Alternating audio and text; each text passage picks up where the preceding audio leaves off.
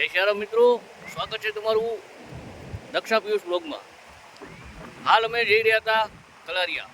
તો વચ્ચે જે અમે આ નજારો જોયો તો અમને એવું લાગ્યું કે આપણા તમામ મિત્રોને પણ આપણી સાથે આ નજારામાં જોડવા જોઈએ. જોઈ શકો છો આપ આગળ વિડીયોની અંદર તમને બતાવીશ કે મોજ ડેમ ઉપરથી પણ પાણી જઈ રહ્યું છે અને હાલ જે રસ્તો બંધ છે તે પણ હું તમને આગળ વિડીયોની અંદર બતાવીશ. તો જોડાયેલા રહો આ બ્લોગની અંદર. દક્ષા પિયુષ નિમાવત. અને વિડીયોને વધુમાં વધુ શેર કરો અને લાઈક કરો અને વિડીયો સારો લાગે તો કમેન્ટ જરૂર કરો. આવો આગળ જોઈએ બ્લોગની અંદર. તો હાલ આપણે અત્યારે પહોંચી ગયા છીએ ઉપલેટા, અને ઉપલેટાના જે આપણે આ ચાર ચોક કહી રહ્યા છીએ ત્યાં આવેલ છે ચાંદની હોટલ, અને અહીં ખૂબ જ મસ્ત મજાની ચા અમે પીધી અને ત્યાર પછી અમે અહીંયાથી આગળ નીકળ્યા જવા માટે મોજ ડેમ. તો હવે આપણે આગળ જશું મોજ ડેમ અને તમને બતાવશું કે ત્યાં અત્યારે ખૂબ જ મોટા પ્રમાણમાં પાણીનો પ્રવાહ આવી રહ્યો છે અને ડેમની ઉપરથી પણ પાણી જઈ રહ્યું છે. આવો તો હવે મસ્ત ચા પાણી પી અને અમે લોકો પાછા અહીંયાથી રવાના થઈ ચૂક્યા છીએ.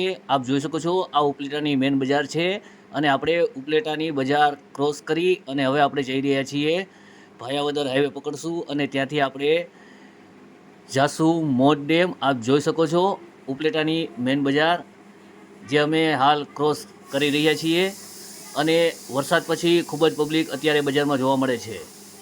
તો મિત્રો આપણે ફાઇનલી પહોંચી ચૂક્યા છીએ મોજ ડેમ. આપ જોઈ શકો છો આ ડેમ જે હું તમને બતાવી રહ્યો છું, જે ડેમની ઉપરથી પણ અત્યારે પાણી વહી રહ્યું છે અને અહીં આ જે બ્રિજનું કામ ચાલુ છે જેના પિલર આપ જોઈ શકો છો, પરંતુ હાલ વરસાદના કારણે અહીં આ જે બેઠો પુલ જે અહીંયાથી જે અત્યારે અવર જવર માટે ચાલુ હતો તે હાલ બંધ છે, કારણ કે એ પુલ ખૂબ જ નુકસાનગ્રસ્ત થયેલું છે અને તૂટી ગયું. આપ જોઈ શકો છો મિત્રો, આવો તમને બતાવું જે મોજીરાથી ભાંખ માટેનો જે જવાનો રસ્તો છે તે પુલ વરસાદના કારણે જે અત્યારે હાલ ખૂબ જ ધોવાણ થઈ ચૂક્યું છે અને તૂટી ગયો છે. અહીંયા માત્ર તમે હાલીને પસાર થઈ શકો એટલો જ ખાલી રસ્તો જે આ પાડી ઉપર તમે જોઈ શકો છો ત્યાંથી જઈ શકાય છે, અને આગળ પણ એ જ રીતે જ્યાંથી ધોવાણ થઈ ચૂક્યું છે ત્યાં પણ એવી રીતના જ માત્ર તમે હાલીને જ નીકળી શકો છો.